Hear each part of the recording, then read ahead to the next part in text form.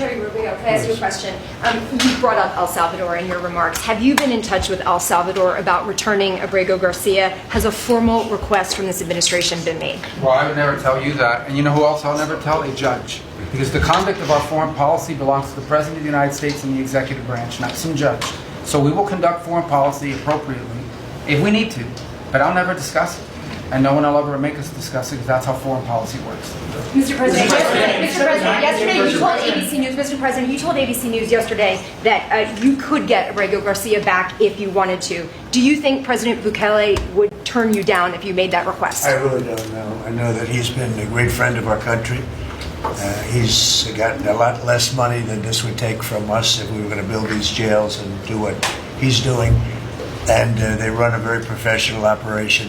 I don't know. I haven't spoken to him. I really leave that to the lawyers, and I take my advice from Pam and everybody that is very much involved. They know the laws, and we follow the laws exactly.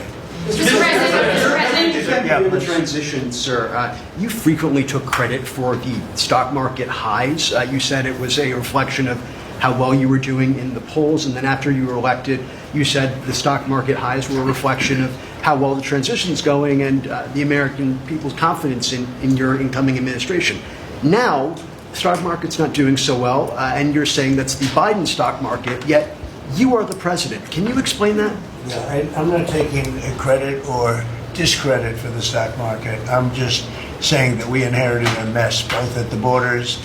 You could look at every single one of the people here, and no matter who it is, they're doing better, and they are far superior to what took place for 4 years before us. When you look at prisoners being allowed to come into our country at will, just at will, people from mental institutions, gang members, drug dealers, when you look at that, what they've done to our country, and also having to do with finance, look at what happened with inflation. We had the worst inflation probably in the history of our country. They say 48 years, but I would say in the history of our country, it ate away at people. And even though you saw a stock market going up somewhat, because in my case, I had the biggest stock market increase, 88% in the last term, in my last term. But I don't view the stock market as the end all. It's an indicator. But what the stock market really tells you, and when you look at the stock market in this case, is it says how bad a situation we inherited. I took place, this is a quarter that we looked at today, and we took all of us together. We came in on January 20th. So this is Biden. And you could even say the next quarter is sort of Biden because it doesn't just happen on a daily or an hourly basis. But we're turning it around. It's a big ship to turn around. And we're going to have the greatest country financially in the history of the world, I believe. I think we're going to do things that, and we had to do it. We reset the table. We were being ripped off by every single country with just about without exception. I'd have to really think hard for who hasn't taken advantage. And I don't even blame those countries. I blame the person that was sitting right here where I am for allowing it to happen, where our country was ripped off on trade, hundreds of billions of dollars, and now we're doing better than we've done in a long time. You know, we were losing $4 to $5 to even $6 billion a day on trade with Biden.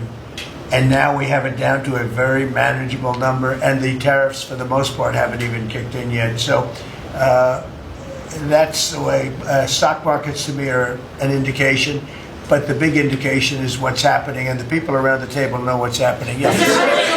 the Ukraine minerals deal is set to be signed in 24 hours or so. Is it true that the Ukraine minerals deal is about to be signed in the next 24 hours or so? There's some reports saying that. And if it's true, has the deal changed at all from the last time we heard about it? Well, I'll ask Scott to answer the question because he's responsible for it. Yeah, our side's ready to sign. Ukrainians decided last night to make some last-minute changes. Well, we're sure that they will reconsider that, and we are ready to sign this afternoon if they are. Can you talk about those last-minute changes? What was removed or put in its place? Nothing's been removed. It's the same agreement that we agreed to on the weekend. No changes on our side. Just to put that in perspective, though, when I came here, I said, how much money have we given to Ukraine?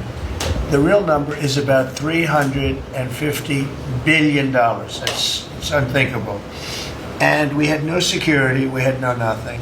We were just pouring money there, unsecured money, putting it in banks and Anybody could have taken it out. Anybody over there, it was their decision. I've never seen anything like it.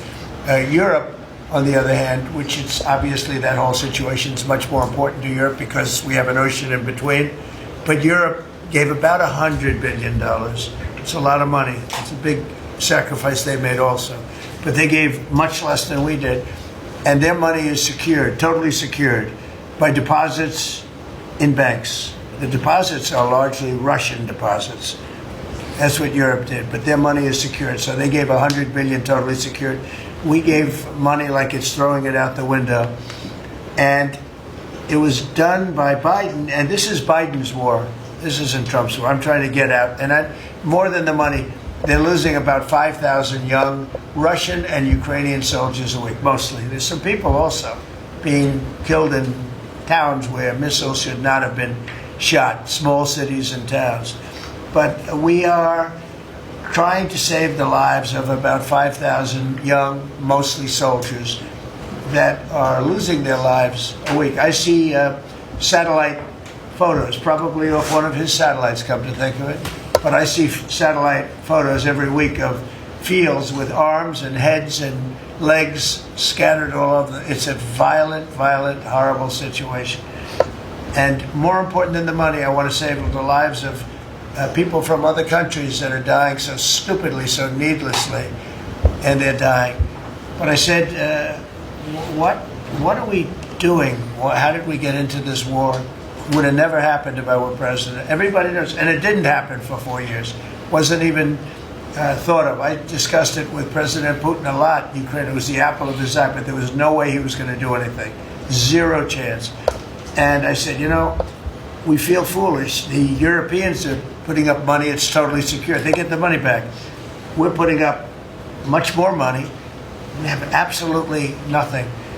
And I didn't want to make a complicated deal. I didn't want to make a deal that couldn't be made because Ukraine doesn't have very much money.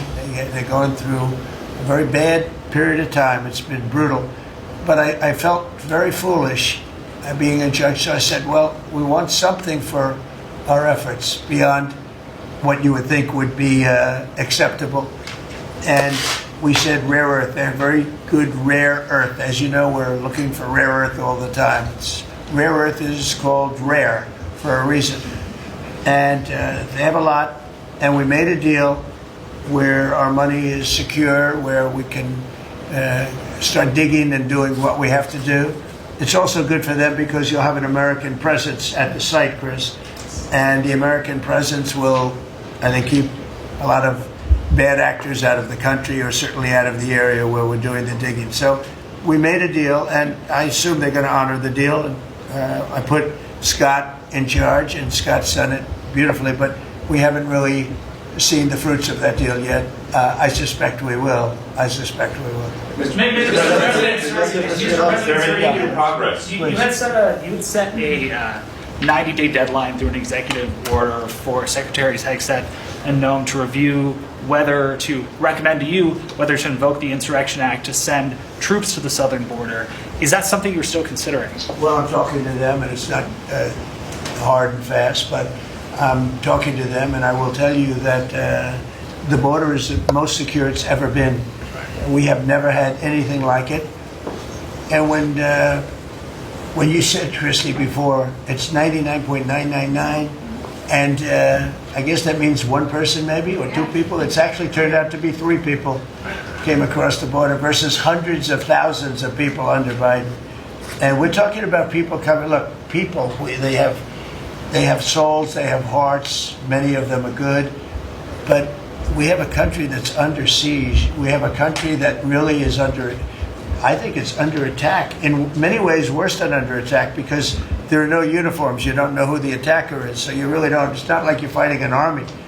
You're fighting people. You don't even know who they are. But 11,888 murderers, many of them murdered far more than one person, are roaming. Now, some of them have already been caught. A lot of them have already been caught and taken out.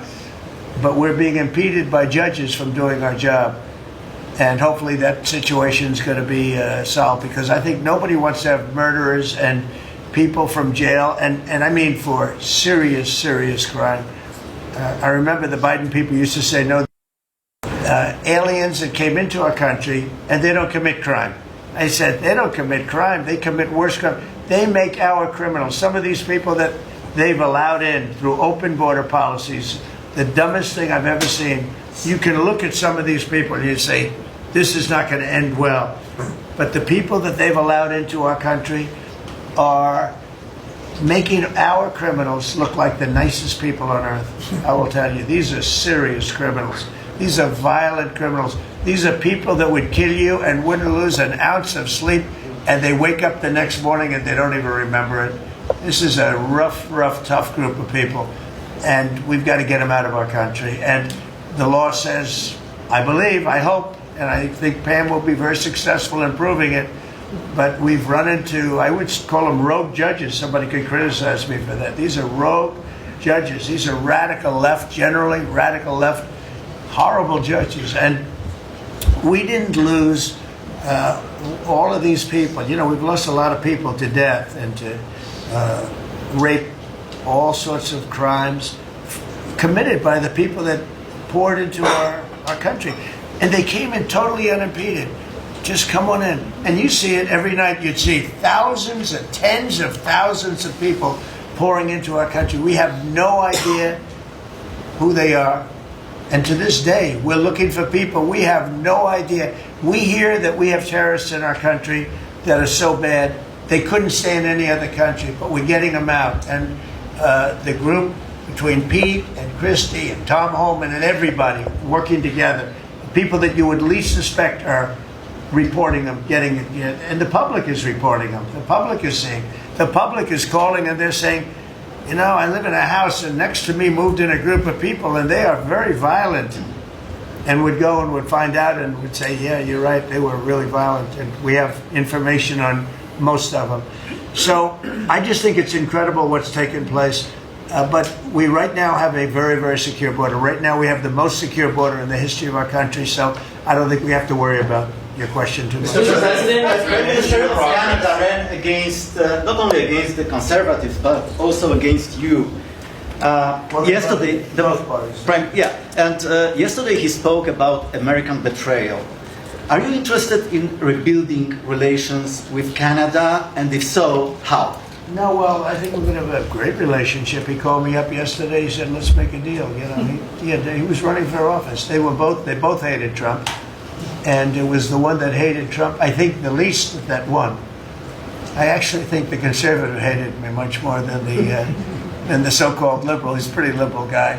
But no, I spoke to him yesterday. He couldn't have been nicer, and I congratulated him. You know, it was a very mixed signal because it's almost even, which makes it very complicated for the country. It's a pretty tight race. But he's a very nice gentleman, and he's going to come to the White House very shortly, within the next week or less. Mr. President, when will you speak to President Xi of China? That'll happen. I mean, look, right now, and I told you before, they're having tremendous difficulty because their factories are not doing business. They made $1 trillion with Biden, $1 trillion, even $1.1 trillion with Biden selling us stuff. Much of it we don't need. You know, somebody said, "Oh, the shelves are going to be open." Well, maybe the children will have 2 dolls instead of 30 dolls. You know, and maybe the 2 dolls will cost a couple of bucks more than they would normally. But we're not talking about something that we have to go out of our way. They have ships that are loaded up with stuff, much of which, not all of it, but much of which we don't need. And we have to make a fair deal. We've been ripped off by every country in the world, but China, I would say, is the leading one, the leading candidate for the chief ripper offer. There has never been a country that's been ripped off more than the United States of America under some of the dumbest leadership, and it usually starts with the president. And you can go back, and I'm not just talking about Biden. It's been the worst. I mean, the trade deficits and everything else, he's been the worst. But but he had no idea what he was doing. And I think somebody ought to look at the auto pen to find out who was really running this country, because it wasn't Biden. Because nobody could agree to what he agreed to. I mean, he put our country at risk, at tremendous risk, and fiscal risk, financial risk.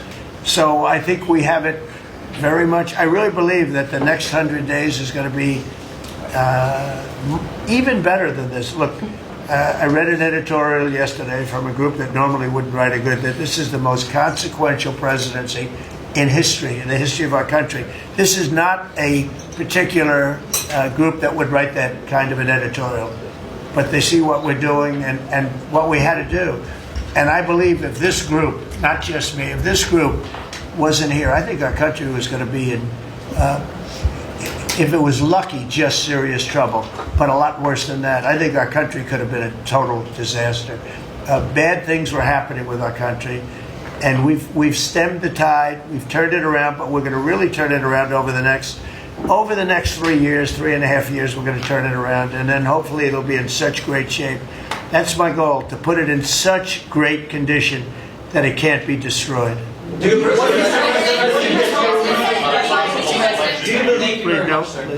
You mentioned this last night in your speech in Macomb, but we're facing an unprecedented situation where there's a lot of abuses of nationwide injunctions, sort of seemingly designed to curtail your power, specifically when it comes to deporting these illegal, violent aliens that came in under the previous administration. Yeah. Have you spoken to your team about ways to mitigate this and continue to deliver for the American people on that aspect? There are ways to mitigate it, and there's some very strong ways. There's one way that's been used by 3 very highly respected presidents, but we hope we don't have to go that route.